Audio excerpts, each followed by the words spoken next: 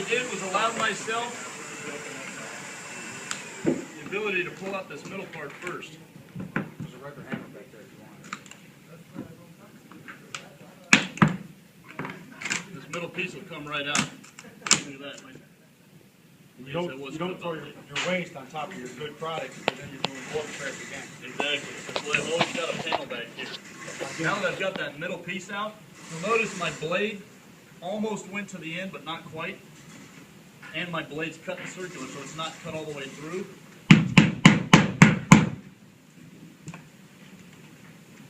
So I just need a chisel to bust that grain to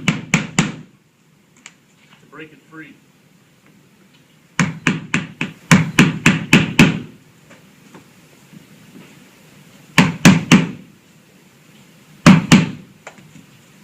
These guys should pop right out. And you're being careful not to fry it up so dramatically and so quick that you're going to damage the board next to you.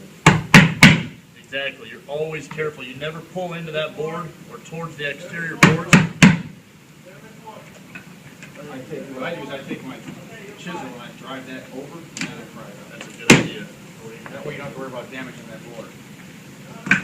Yeah. Just drive it.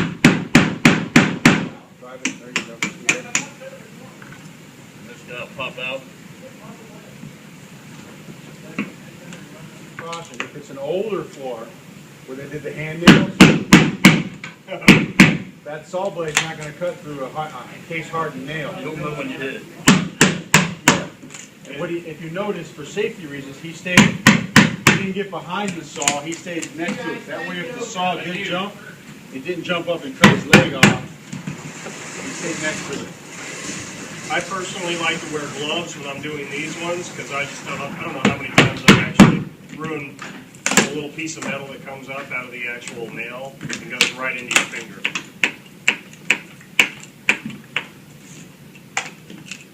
If you don't think it's a pain, have 20 people watching. So now I just exposed a nail.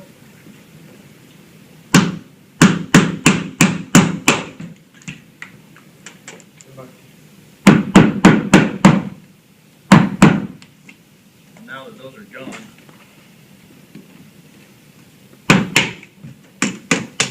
There you go.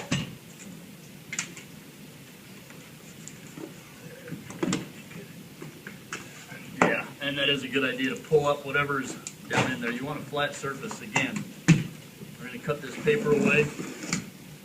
Nail spacing okay? Yes, It's fine.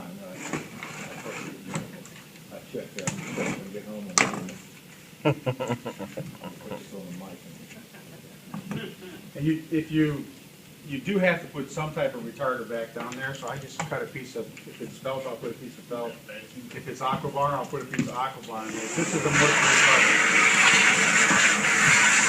So now we've got it. This board's pre-cut.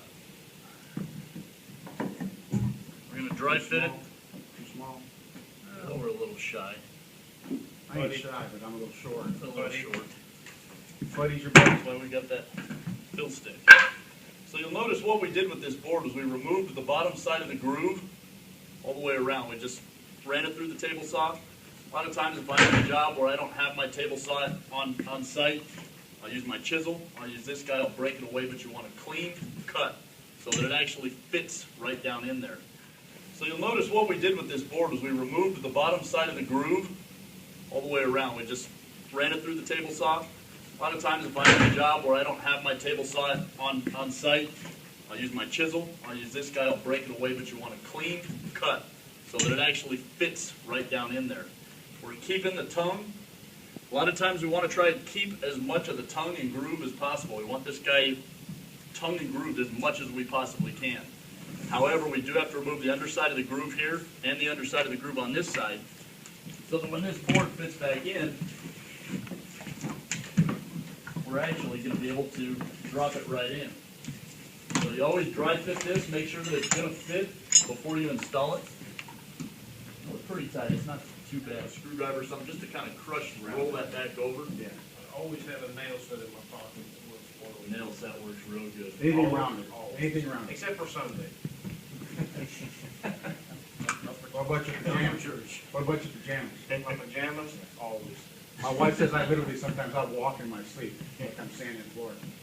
My hands will be doing stuff, you know. She's like, just no wonder you're tired. You laid 400 feet in your sleep. So we're not just going to lay this guy in there. We also don't want to anchor this to the subfloor. We don't want to stick a bunch of glue down here and just let this become an anchor. And we installed this. This is a nail-down system.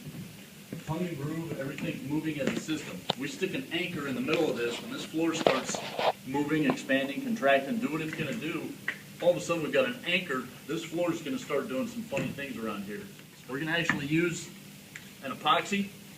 We recommend 5-minute epoxy for one reason and one reason only, because it dries in 5 minutes. You can use yellow glue, you can use a lot of different adhesives that dry and dry. They don't expand like a lot of the liquid nails type products. I've done this. Throw this in, throw some liquid nails in there, the next day that board lifts up and it's no longer flat with the floor. So using an epoxy or a wood glue. Let me go over one thing here before we. Yes, When we cut please. floors out that have been in a while, and it's at this time of year, you're gonna find that it's gonna be a very tight fit, or maybe even not wanna go, period, back into the hole. We never cut one and had a luxury of it dropping back in the hole like this. Right. So two things you wanna do. A lot of different adhesives that dry and dry. They don't expand like a lot of the liquid nails type products. I've done this. Throw this in, throw some liquid nails in there, the next day that board lifts up and it's no longer flat with the floor. So using an epoxy or a wood glue. Let me go over one thing here before we. Yes, When we cut please. floors out that have been in a while, and it's at this time of year, you're gonna find that it's gonna be a very tight fit, or maybe even not wanna go, period, back into the hole. We never cut one and had the luxury of it dropping back in the hole like this. Right. So two things you wanna do. You don't want a lot of time. If you got 10 boards to repair, you don't cut out all 10 holes and then go back and try to put the boards in. You cut a board out, you put another one back in. What he's doing here is critical. You never want to, also you'll find guys who will, since the board won't go back in, they'll set their saw on an angle and they'll chew to this side. Well, what happens is now you've got a paper thin edge. It doesn't matter so much today, but if you were ever re-sand this floor, as you sanded, that hole would open up wider and wider and wider because you've got a bevel on there. That's Basically, something this that happens. board is cut back at an angle. Yeah. What Mike's talking about. And it looks great on top, but when you sand away that top, you expose a gap. And the other thing is, if you've got this board and you put it in, and it's just not dropping down.